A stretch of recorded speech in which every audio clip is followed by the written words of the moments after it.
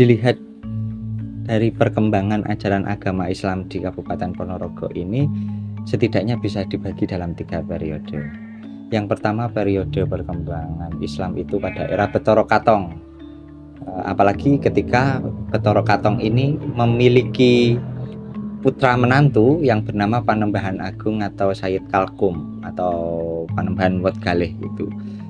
Beliau menulis salah satu serat yang bernama Serat Panitiboyo, yang itu memuat sekitar 170-an aturan dan itu sangat syarat sekali akan nilai keislaman.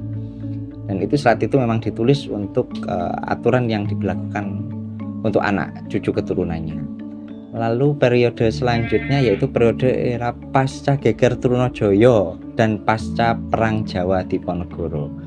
Pasca geger Trunojoyo ini banyak keluarga Kajoran yang kemudian mengungsi keluar dari wilayah Kajoran, banyak yang mencari suaka ke Ponorogo, menetap di Ponorogo dan menyebarkan ajaran agama Islam di Ponorogo.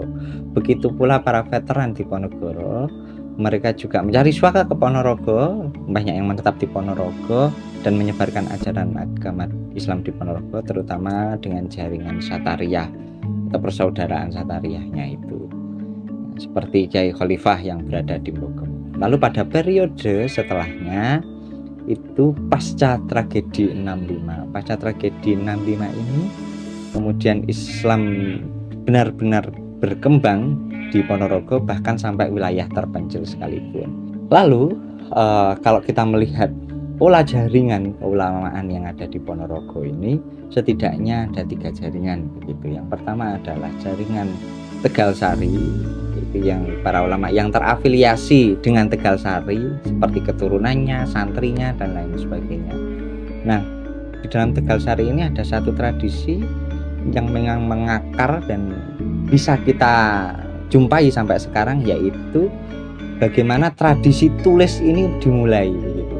Sehingga ajaran agama Islam ini tidak hanya ditransmisikan melalui verbal tapi juga melalui media tulisan. Karena dalam Tegal Sari sendiri dulu ada sebuah tradisi pembuatan kertas dluwang dan itu merupakan kertas terbaik di Nusantara waktu itu, bahkan bisa memenuhi 50% dari kebutuhan pasar yang ada. Nah, lalu jaringan selanjutnya yaitu jaringan atau afiliasi dari veteran di Ponorogo itu. Dan ini kental sekali dan syarat sekali dengan ajaran Satariyahnya yang lebih mengedepankan martabat tujuh dan lain sebagainya.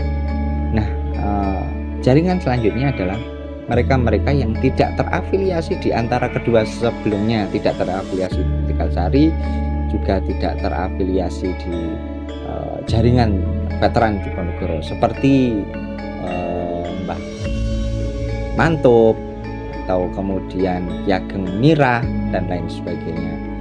Beliau-beliau ini kemungkinan merupakan keturunan para penyebar ajaran agama Islam di awal mula terjadinya Kabupaten Ponorogo, seperti mungkin keturunan dari 40 santri yang memang pertama kali dihadirkan ke Ponorogo untuk ikut menyebarkan ajaran agama Islam.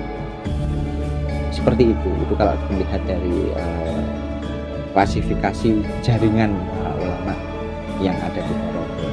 Nah, mungkin itu sedikit sejarah singkat tentang bagaimana perkembangan